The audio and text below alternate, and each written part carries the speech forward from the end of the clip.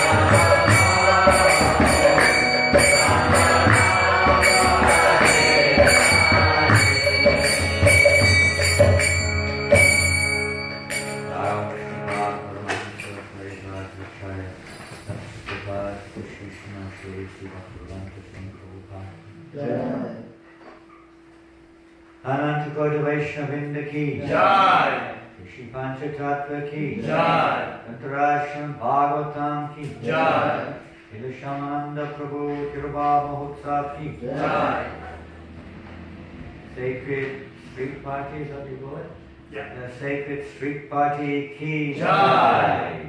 Harinam Sankirtanam ki Jai. Harihat Madanga ki Jai. Go Premanandi Harino. Glories to the assembled devotees. Hare Krishna. All glories to Shri Guru and Grand Gopal Sri Prabhupada. All glories to Shri Guru. Namo Krishna Jaya Krishna Vastaya Bhuttale Srimate Bhaktivedanta Swami Nam Namaste Sarasate Devi Gauravani Krishnaye Nirvasesha Sunyaham Krishnaye Shitari Jai Shri Prabhupada. Hare Krishna. I like your nice Sika, my Prabhu. You have a nice Sika now. You go to work with your Shika? No problem. I wear a cup suit. You wear a cap. Everybody knows now. Everybody. He lives in a city called Sham Sunderland. It's called Sham Sunderland where they live. It's not far from here. It's not a big city. Everybody there, all the devotees of Krishna.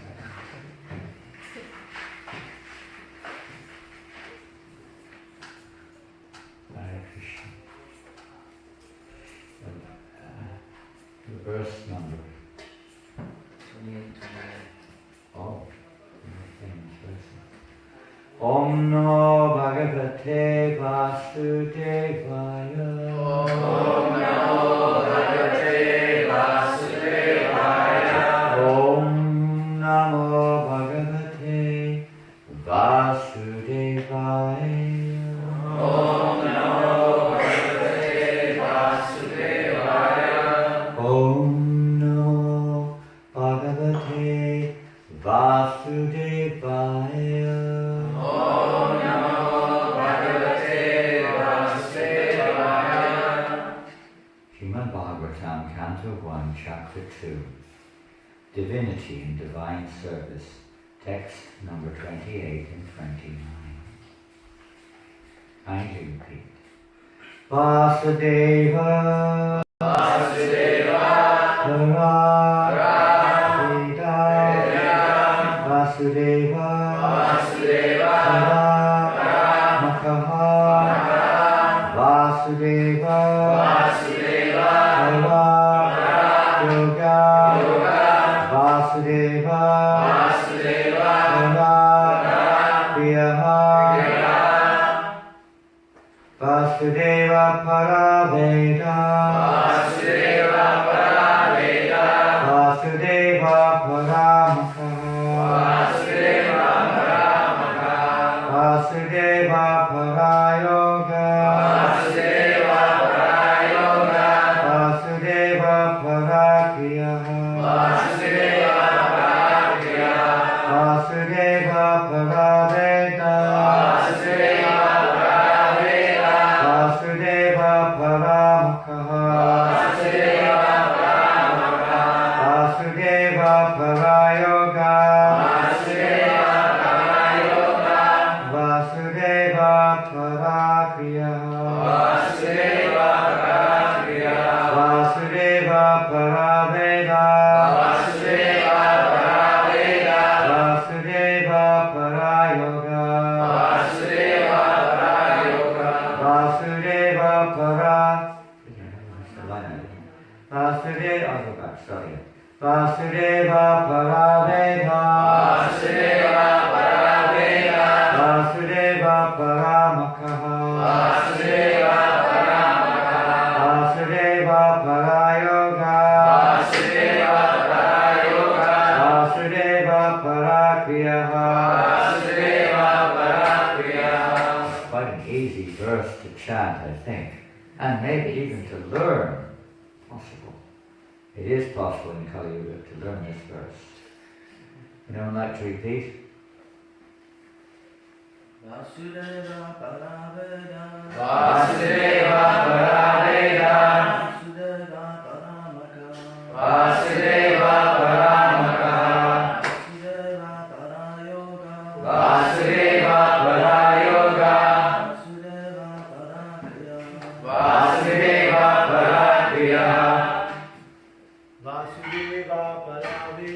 Vasudeva Paraveda, Vasudeva Paramakaha, Vasudeva Paramakaha, Vasudeva Parayoga, Vasudeva Parayoga, Vasudeva Parakriyaha, Vasudeva Parakriyaha. Anyone else like to chant? Vasudeva Paraveda, Vasudeva Paraveda, Vasudeva Paramakaha, Vasudeva Paramakaha, Vasudeva Parayoga, Vasudeva Parayoga, Vasudeva Parakriyaha, Vasudeva Parakriyaha. Vasudeva Paraveda, Vasudeva Paraveda, Vasudeva Paramakaha, Vasudeva Paramakaha, Vasudeva Parayoga, Vasudeva Parayoga, Vasudeva Parakriyaha, Vasudeva Parakriyaha. Vasudeva Paradeva, Vasudeva Paradeva, Vasudeva Paramakaha, Vasudeva Paramakaha, Vasudeva Parayoga, Vasudeva Parayoga, Vasudeva Parakriyaha, Vasudeva Parakriyaha. Vasudeva Paraveda, Vasudeva Paraveda, Vasudeva Paramakaha, Vasudeva Paramakaha, Vasudeva Parayoga, Vasudeva Parakriyaha. Vasudeva Param Jnanam, Vasudeva Paramyanam, Vasudeva Param Tapaha, Vasudeva Param Tapaha, Vasudeva Parodharma, Vasudeva Parodharmo, Vasudeva Paragatihi. Vasudeva Paragatihi. So you could possibly learn 2/3 of that verse already. Right? 2/3 of the verse you may have learned, more or less. Vasudeva Para. You've already learned 2/3 of the verse. Really good. It's like your Brahma Samhita, if you learn Govinda Mari Purusham Tamaham Bhajami, it means you've learned a quarter of the Brahma Samhita, at least one. So far you can. Very famous verse in the famous chapter of the Shrimad Bhagavatam. You could say it's the essential foundational chapter of the Shrimad Bhagavatam, second chapter of the first canto. Practically everything one needs on for the path execution of the path of devotional service. The execution of devotional service is to be found in a nutshell in this chapter. No point going on to the rest unless one imbibes, unless one applies the essential direction of this second chapter. So we'll go through the word for word. Here's a big Vasudeva, Vasudeva, the personality of Godhead. Personality of Godhead. I'm not going to repeat it over and over again, it's repeated 8 times. Paraha, Paraha, the ultimate goal. the ultimate goal. Vedaha, Vedaha, revealed scriptures. revealed scriptures. Paraha, Paraha, for worshipping. for worshiping. Makaha, Makaha, sacrifices. sacrifices. Paraha, Paraha, the means of attaining. means of attaining. Yogaha, Yogaha, mystic paraphernalia. mystic paraphernalia. Paraha, Paraha, under his control. under his control. Kriyaha, Kriyaha, fruitive activities. fruitive activities. Vasudeva, Vasudeva, Param, Param, supreme. Jnanam, Jnanam, knowledge. knowledge. Param, Param, best. best. Tapaha, Tapaha, austerity. austerity. Paraha, Paraha, superior quality. superior quality. Dharmaha, Dharma, religion. religion. Paraha, Paraha, ultimate. ultimate. Gatihi, Gatihi, goal of life. goal of life. Translation purport, I'm not sure what to do. It's over 3 pages long, the purport.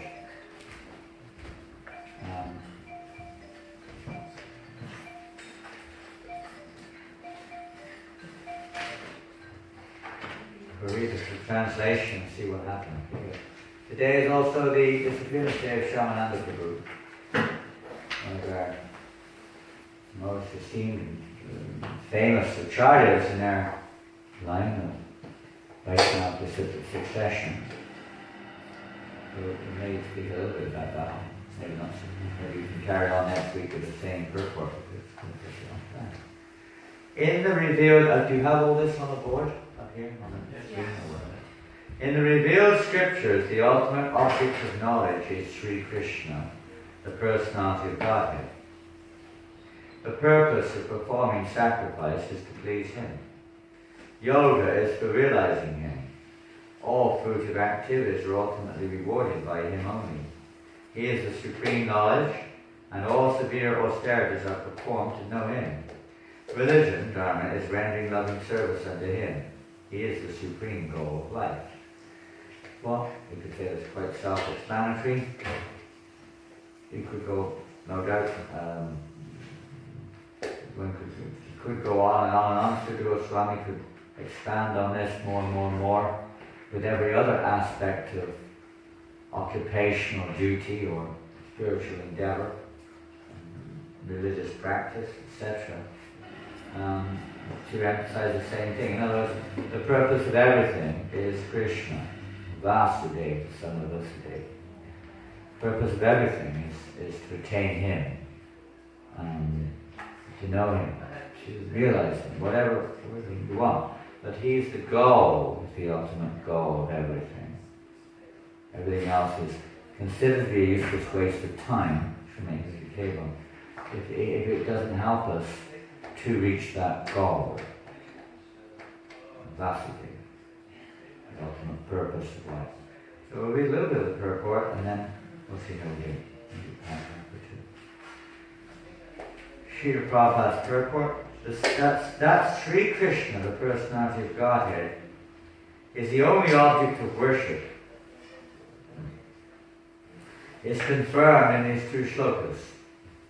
In the Vedic literature, there is the same objective: establishing one's relationship and ultimately reviving our lost, loving service unto Him.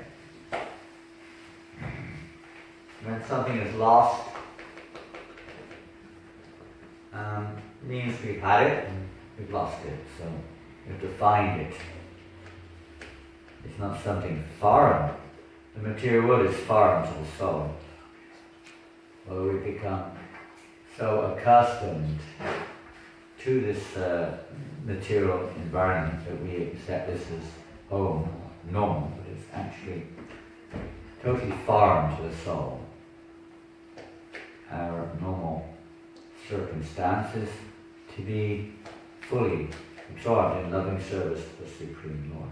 The constitution of the soul is not something which is obtained, it's just the Krishna Prem said, Kavanai Shabnandi Shudikiti Kari. It's not something which we get from some external source, like you may go to a university and study and maybe get a degree or something like that, or you go to some place to get some objective result. But love of God, as we consider, is eternally situated in the heart. It's already there. It's just we've forgotten. We've lost contact. Here, that one has lost contact with what is already there. It's hidden, covered over by so many other attachments and coverings of karmic, coverings of various kinds, subtle and gross. And we've forgotten the inner relationship, and we consequently the soul, which by nature is searching for rasa, or relationship. So we're making relationships with the energy of God, the external energy in this case. We're making a relationships with the external energy and other conditioned souls within the external energy. And in this way, we're covered over and conditioned. To give a lot of practical examples to illustrate how a person becomes conditioned to a certain environment. and because it's unaware or forgetful of perhaps previous environments or and other existing environments in this world due to conditioning. And as long as one stays in that conditioning, the awareness of other environments does not take place. So the awakening of that love of Godhead is the purpose of human life. The ultimate purpose of human life is the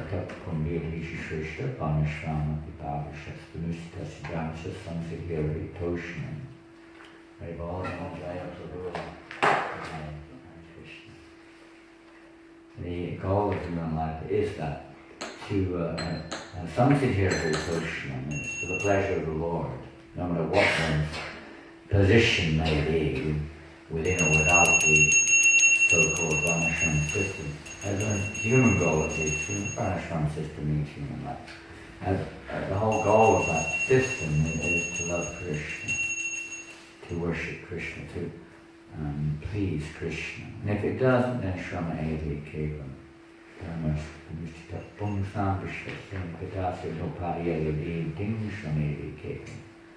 Whatever we do in life, if it doesn't please the personality of Godhead, is a waste of time. If it doesn't help us to awaken our remembrance of that personality of Godhead, whatever we do. So how to remember that personality of Godhead?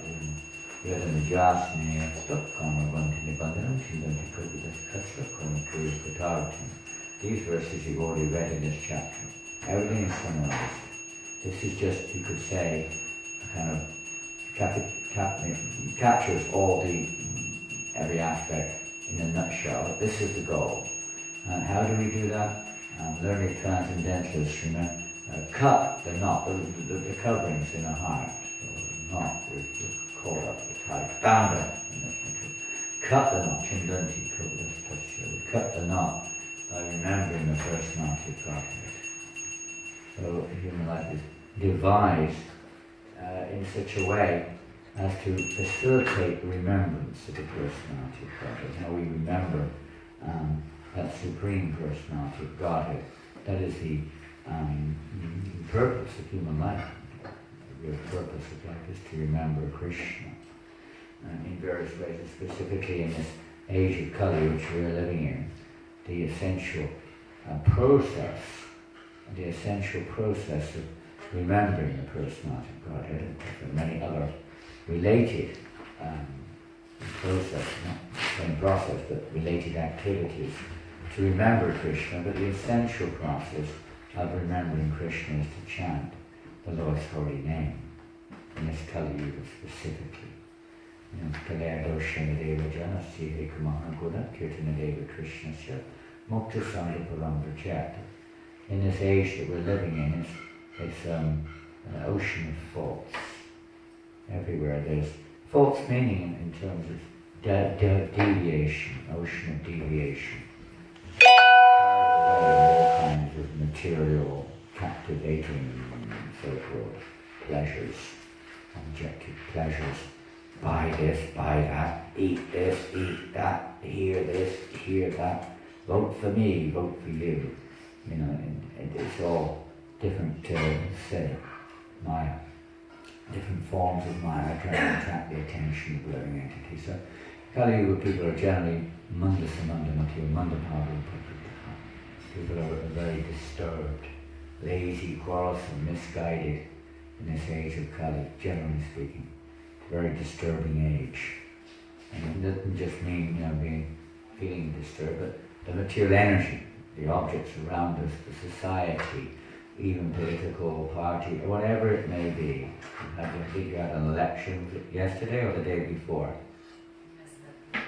Did we win? Did we win? Did the Hare Krishna party get elected? Did they get elected? No. Anyway, we glanced at it, we saw who lost. Unfortunately, they all lost. But he got a bag of Gita, Maharaj.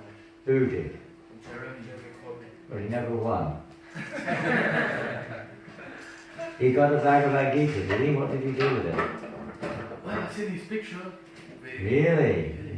Yeah. Oh. I hope he still got it. I hope he didn't put it in the bin. What's his name? Core bin. I hope he didn't.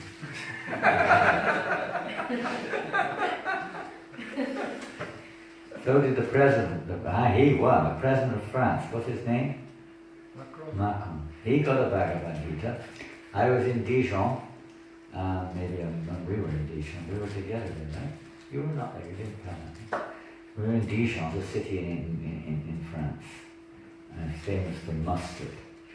And we were there, and one of the devotees there, Ramlila, quite careful. Anyway, she asked, he wanted some Bhagavad Gitas, so she got some Bhagavad Gitas off of us.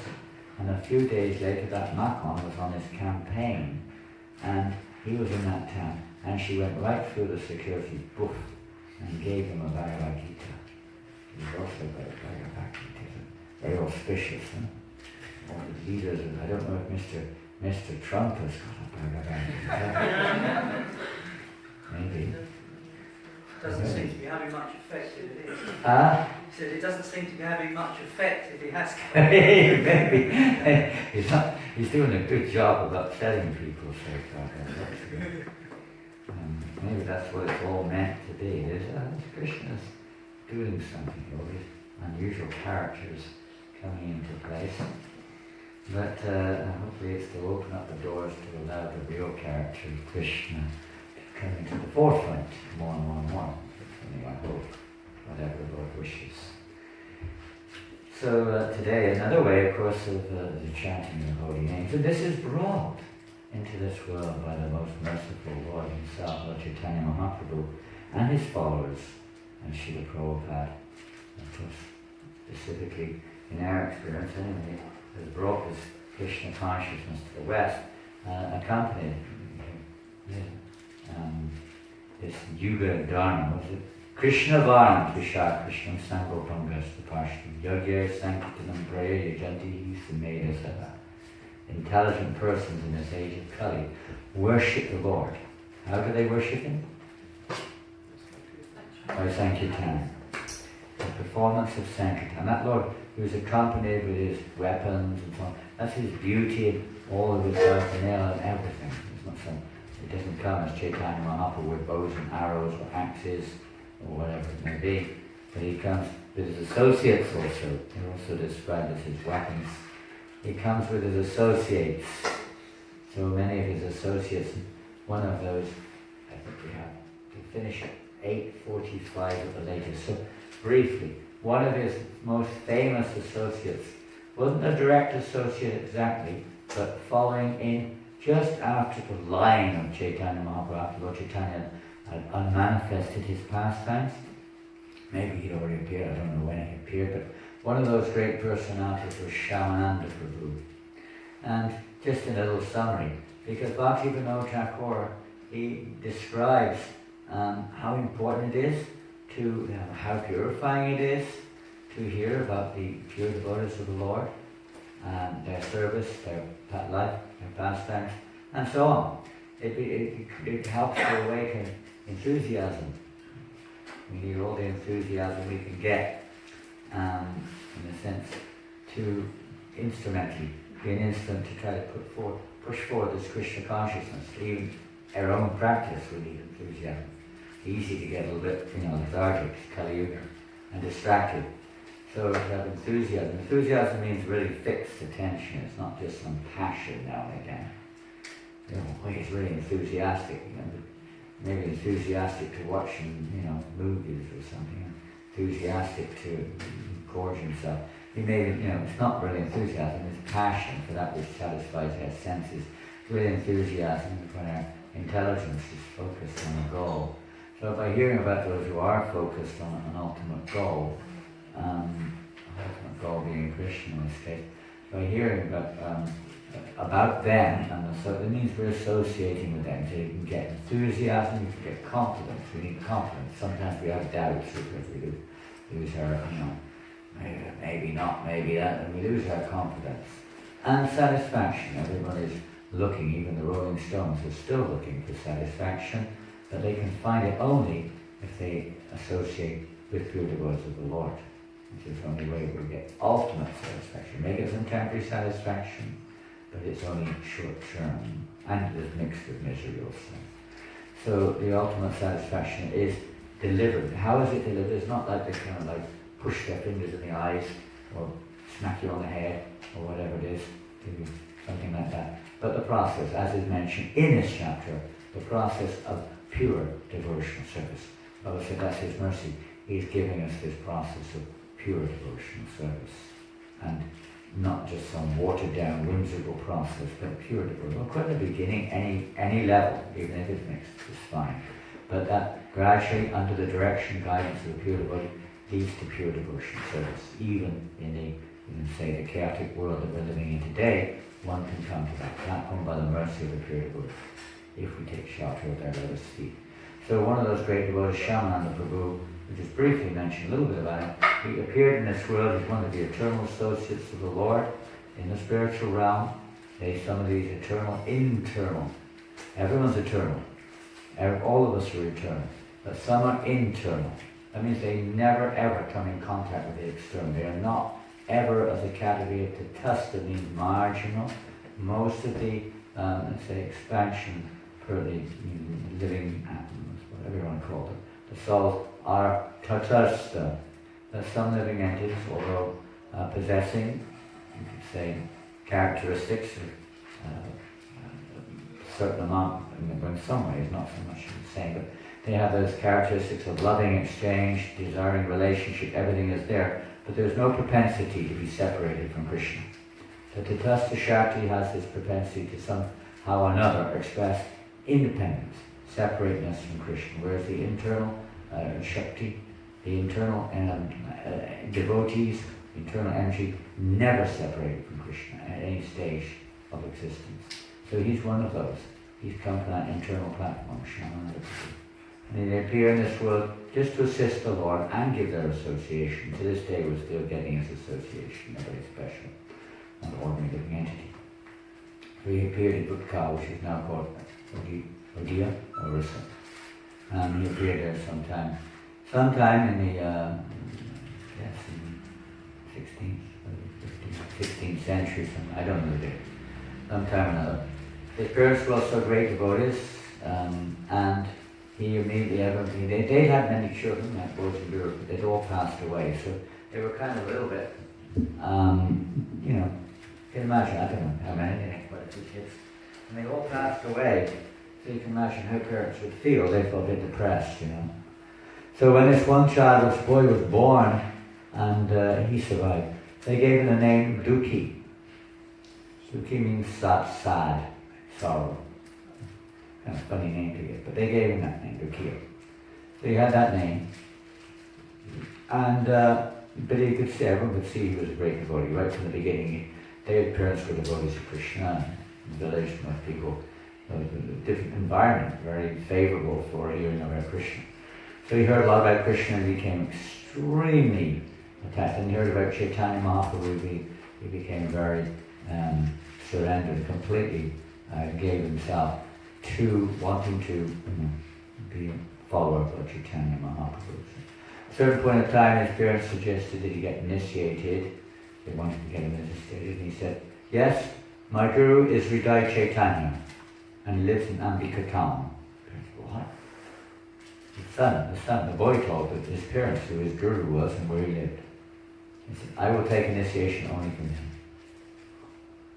It was a long way away. It was a long way away in those days. There was no trains, aeroplanes and cars and things like that.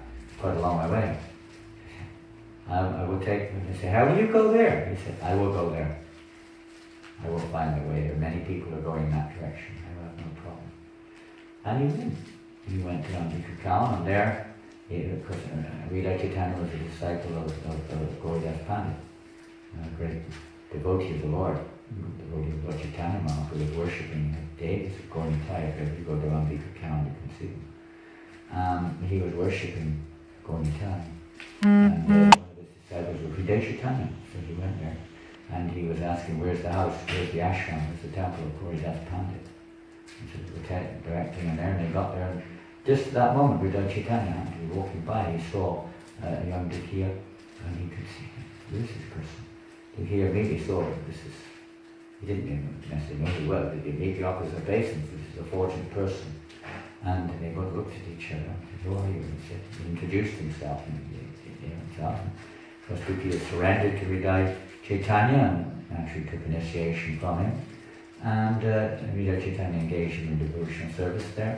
After some time, seeing what an incredible devotee, he initiated him with the name Krishnadas. So sometimes he's known as Duty Krishnadas. We gave him that initiated name. And then he seen how wonderful devotee he was. So then he decided the best thing would be to send him to Vrindavan, because at that time, after Chaitanya Mahaprabhu's pastimes had been manifested, the head of the Gaudiya line, in terms of accepted as the greatest scholar and leader of the Gaudiya line, was Jiva Goswami, the esteemed nephew of Krishna and Sanatana Goswami, who was living there in Vrindavan, Jai Shyamananda. So he sent him there, and he sent a message to Jiva Goswami saying, "Please take my disciple, Duty Krishnadas, under your shelter, and send him and teach him everything, and please send him back in due course of time." So Jiva Goswami was very happy to receive his Duty Krishnadas as one of his chief students. Jiva Goswami never ever initiated anyone. He only had Siksha disciples. He had no Diksha disciple at all, but many Siksha. So he was one of them. Narottam Das was another, and Srinivasacharya. These were some of the famous ones, some of his famous Ramchandra Kaviraj, some of his famous students, Siksha disciples. And so time went on, and Jiva Goswami, he gave menial service,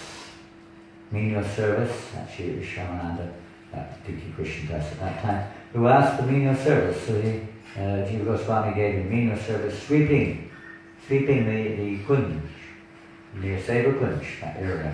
He would sweep around the trees in the forest to keep it clean. That was his service. Very happy. He was in ecstasy doing this service. What can I say? It says you just can't describe how much bliss and ecstasy he was feeling. He would take the broom and put it on his head regularly like this with all the dust of the Dham and all. People, he was hankering to get the dust of the Dham. We hear so many different devotees and even demigods who are hankering to get that dust of the Dham, and we take it for granted. Here, take some dust from Vrindavan. What am I supposed to do with it, we say? Sometimes people bring dust. What am I going to do with this, Putting them out. That's enough.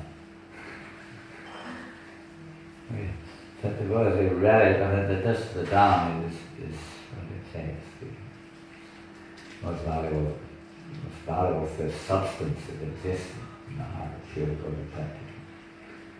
So anyway, he was sweeping the kunj. And one day, when he was sweeping in the morning, he had an amazing experience. He saw this effulgent anklet.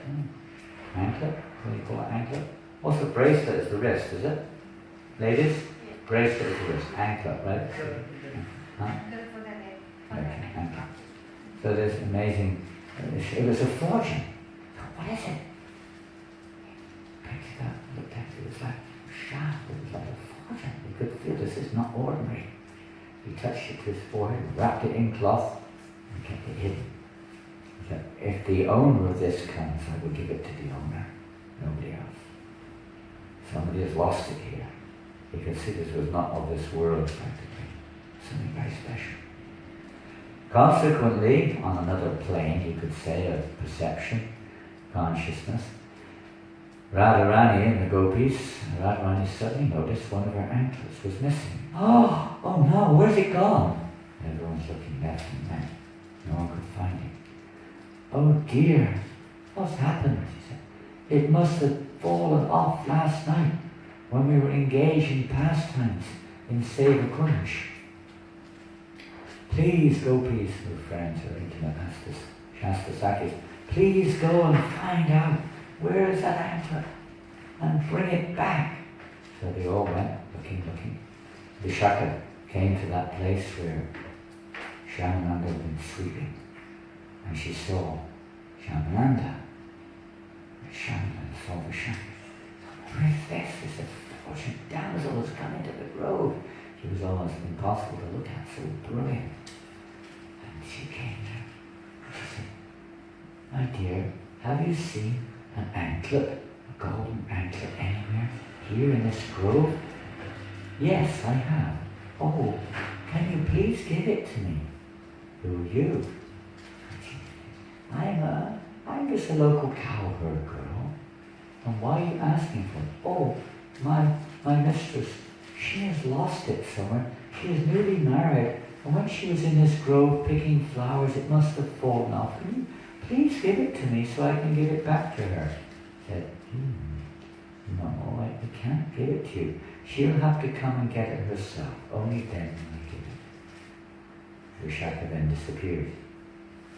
And she went back to the Radharani and explained what had happened. So Radharani then appeared there with Vishaka and the other gopis. And suddenly, boom, there she was, in front of him. Shyamananda was completely overwhelmed, stunned, in ecstasy, seeing the divine form of Radharani. Suddenly, and then he gave the anklet to Srimati Radharani.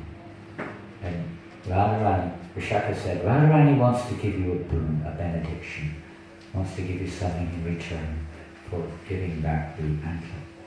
So then suddenly, in front of his eyes, he saw Radhakund. And then they dipped him into Radhakund. And he assumed the form of a gopi. And he became, at that time he hadn't been initiated, he became a gopi. And then Radharani took that anklet, and with that anklet and the kumkum from her lotus feet, she made the imprint, she printed it on his forehead. Red Shyamananda tilak, Shyamanandi tilak, which you see common in many places, especially in Vrindavan. The devotees wearing this kind of different, slightly different shape, red kumkum, or not kumkum necessarily, but this red tilak here came from Srimati Radharani's lotus feet and the anklet, which Shyamananda found. And then she gave him the name Shyamanandi. And then after that, Glories Pandit, the spiritual master of Lord Chaitanya, Subal in Krishna Lila. And then she said, your name is now Shyamanandi, but when you go back to the material world, it will be Shyamananda. There's nothing else from Shyamananda, and your word is tilak.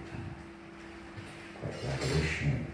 And Gordas Pandit in the spiritual is Subal, and Subal said, don't worry, you think of me if you have any problems with it. Name tilak, and I will solve the problem. So then suddenly he found himself back in the groves of Vrindavan in Sevakumaj. And he went to meet to Jiva Goswami. He was surprised, what's this? Where have you got this markings from? Then he explained the whole story of what happened, it's transcendental revelation that he had. And Jiva Goswami said, okay, from now on your name is Shyamananda, and you continue to wear this tilak, but don't tell anyone about it, how it happened. Keep this a top secret. So sure enough, people were asking, what's going on? What's happening to Duki Krishnadas? Suddenly he's got a different name, and his tilak has changed. This is strange.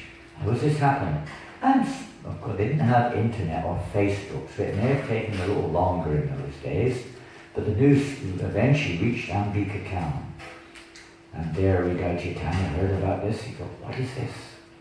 My disciple has taken a different name and started wearing different tilak? This is bogus. This is bogus. He sent some mahants and great souls there to investigate and check it out. They went there and confirmed indeed this was happening. He sent a note to Jiva Goswami. Jiva Goswami said, because first he thought, what is this? I sent my disciple to this Jiva and he's reinitiated him and giving him different symbols. What is this? He was very upset. But Jiva said, no, it's nothing of my doing. So it's not anything of your doing? Then what is it? And then as he came back, all by your mercy. My mercy? What is this? Some mercy? Yes. This is nonsense. So he marched off with many other great souls from ISKCON to Vrindavan to get to the bottom of this, to put things straight. They got there, he saw this, he was very angry. What is this? How is this? He said, this is the same thing. He says, all by your mercy, Guru Dev. He said, this is not my mercy. Since when is it my mercy? I have not given this. He got very upset. He started to beat him. He got so upset, he started to beat Shyamananda. Shyamananda was very humble. He said, this is all your mercy. And he explained a little bit about what had happened. By the mercy of the Guru's Guru. He said, if it's by the mercy, where have you got this from? How can you speak like this? Then he went, and then he said, if this tilak is real as you say it is, then let me see what happens. First of all, he went into a deep, deep trance. In that trance, Glories Pandit, in this form of Subal, said, don't worry, I will protect you, because he's actually the spiritual master of Hridaya Chaitanya. So then he came from the trance, they were all watching. He came back and he said, yes, this is how it happens. If it's true, then see, I will scrub this tilak off. And they held him and they started to scrub the tilak with soap and scrubbing brushes. It would come off and come straight back on again. He was very good, still he wasn't satisfied. Everyone was thinking, is this real? Maybe this really did happen. He explained what happened, that this was the gift of Radharani and his own spiritual master. But he still wasn't fully satisfied, and he was beaten in and he was so on. And Lord Chaitanya Mahaprabhu said appeared in a dream of Hridaya Chaitanya. And he appeared there, his own spiritual master appeared. And Lord Chaitanya said, you beat me on the back, is just like you've beaten me, Lord Chaitanya said. And Glories Pandit explained, in this form of Subal, actually, it is completely bona fide. And it's a fact. Because Shyamananda was Glories Pandit and Hridaya Chaitanya and Sakyarama. They're in the mood of coward boys. It's all play. They're in the mood of coward boys.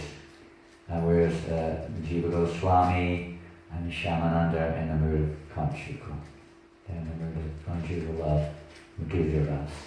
So then they explain it. And they explain there's really, ultimately there's no difference in one sense. It's just different aspects of bringing pleasure to Krishna, which is the Guru's say perfection, if they can help the disciple to bring pleasure to Krishna.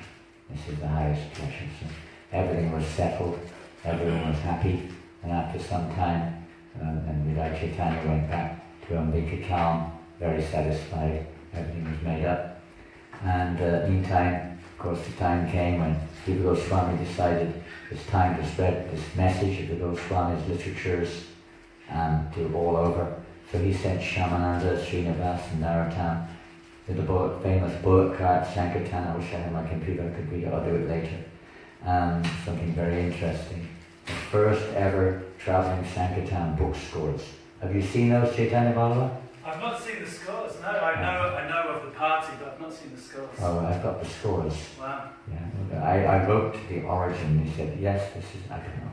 I have to follow up more research. Actually, it is authentic. It was found in some Arabian library, some letter which was sent by Narottam or something with their first Sankirtan scores, how many books they distributed.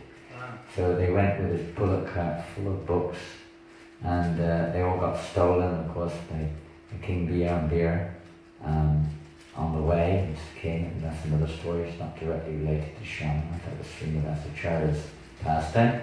But eventually they were recovered. By this time Shyamananda had gone back to ISKCON, and Narottam also went back to Kaituri.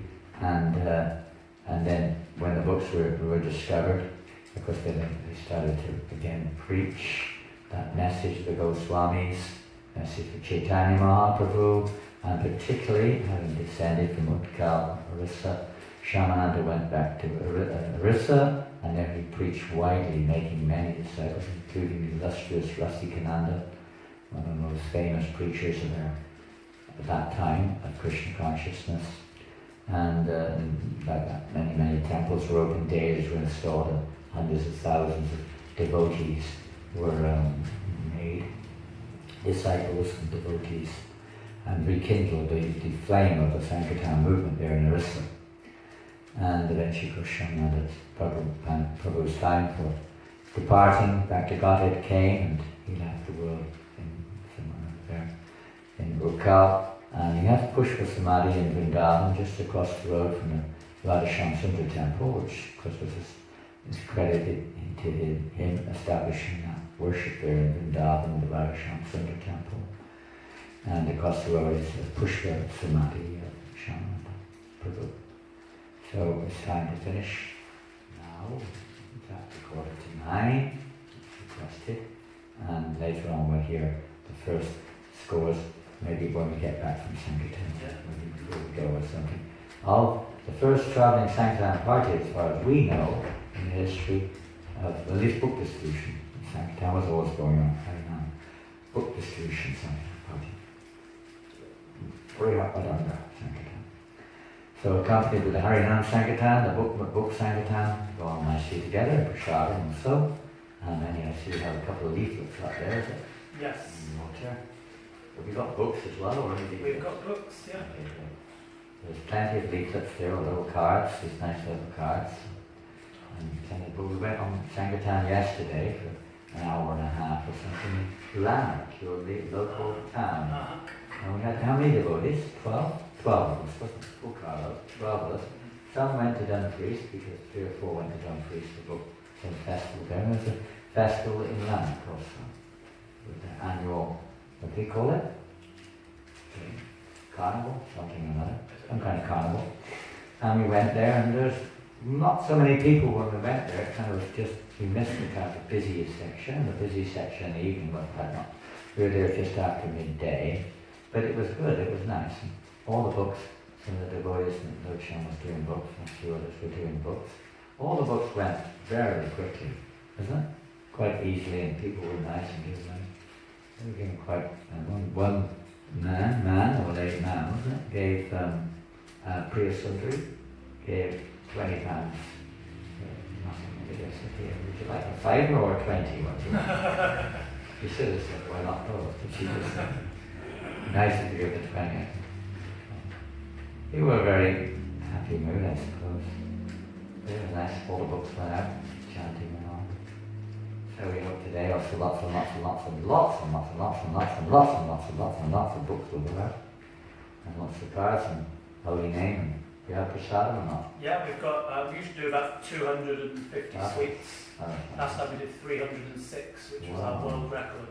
World record? World record or just North Our East? world record. Your Newcastle record. We do a tour in France also every week, on Saturday. There's not many of those, but they make anything from 400 to 700 maybe cookies, isn't it? Cookies. They make cookies. 400 to 700 cookies every week. Nice. People are getting purified. Very fortunate. Hare Krishna. Shri Prabhupada ki jai. Shri Shyamananda Prabhu ki jai. Following the footsteps of Shyamananda Prabhu, we invite everyone to join us 11 o'clock. We'll leave here at 10:30ish and to go to the city for the Sacred Street Party. Is that what it's called? Sacred Street Party. Very sacred. Street Party. Some others, yes, they were intoxicated, but they were not as intoxicated as the devotees. The devotees were most intoxicated. And so, free to just roam around and uninhibited, bringing good fortune to all.